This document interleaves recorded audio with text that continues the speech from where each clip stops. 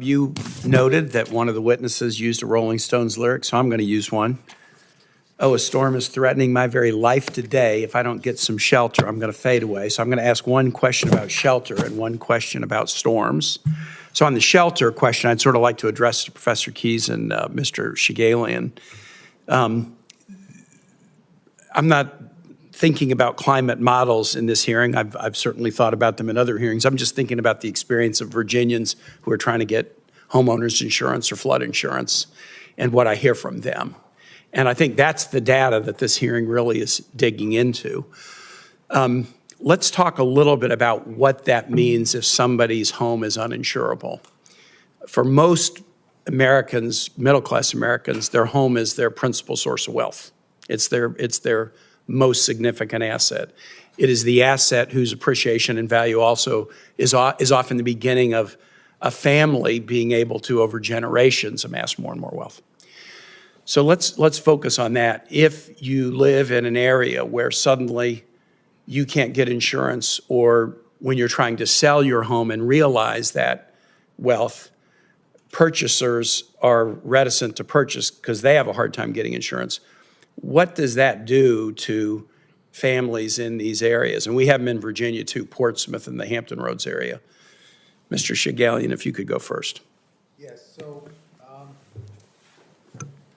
yes, especially with flood insurance, what you're saying is true, that if you go to sell your house and the buyer finds out that the flood insurance, sometimes it's $15,000, $20,000, $30,000 for flood insurance, that can, it can almost be that you can't sell the house. And in the flood insurance, I mean, the federal government, they make the rules and basically set the prices. And even though there's some private insurance out there now, the private insurance markets can decline people.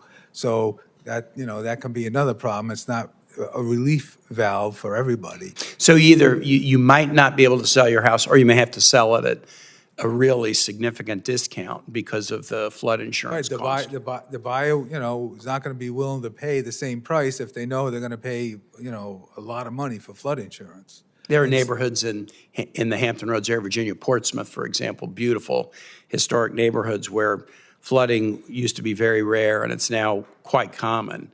And it's very, very difficult for people to sell their homes for example, what they purchased the homes for. And so we see this again and again. And then Dr. Keyes talked a little bit about what effect that has then on a family's ability to use this principal asset to have wealth. Well, thank you, Senator. That's right. This is a challenge where you're going to be facing rising costs year over year. I think a lot of people think of home ownership as a way to lock in their housing costs. You take out a fixed rate mortgage, you have a predictable payment that you're going to be able to deal with each year, and changes in homeowners insurance is undermining that predictability. And so now you have this additional uncertainty into what your actual outlays are going to be to live in that home, and that's going to be really challenging. So there's an additional cost in the short term, and then a probable decline in the wealth and the value you get out of the asset in the long term.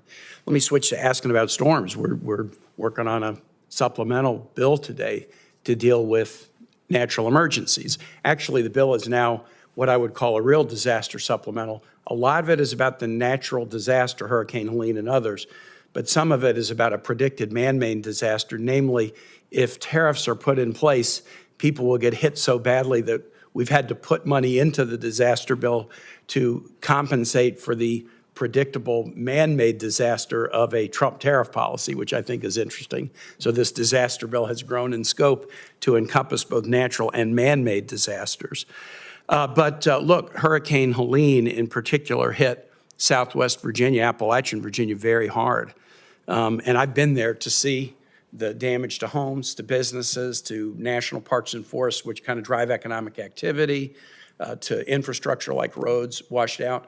And what we're seeing in Appalachian, I just looked at some of the data, Mr. Chair, is we're seeing some of the highest non-renewal rates. We certainly see them in coastal Virginia. We're starting to also see them in Appalachian Virginia, because even if annualized rainfall isn't changing that much, we're seeing rainfall and storms come much more episodically and unpredictably. and the infrastructure that's been built based on kind of norms and averages in these hollows, whether they be roads or schools or homes, they're not an infrastructure that can withstand abnormal weather patterns.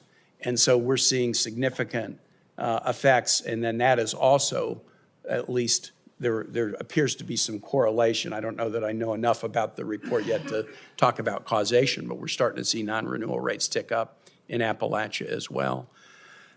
So I appreciate the work that the committee has done to surface this non-renewal issue. I do think this is an area where we're seeing it. Sure, we're seeing it in Florida and California, and I recognize that they've had some challenges that are severe on the climate side.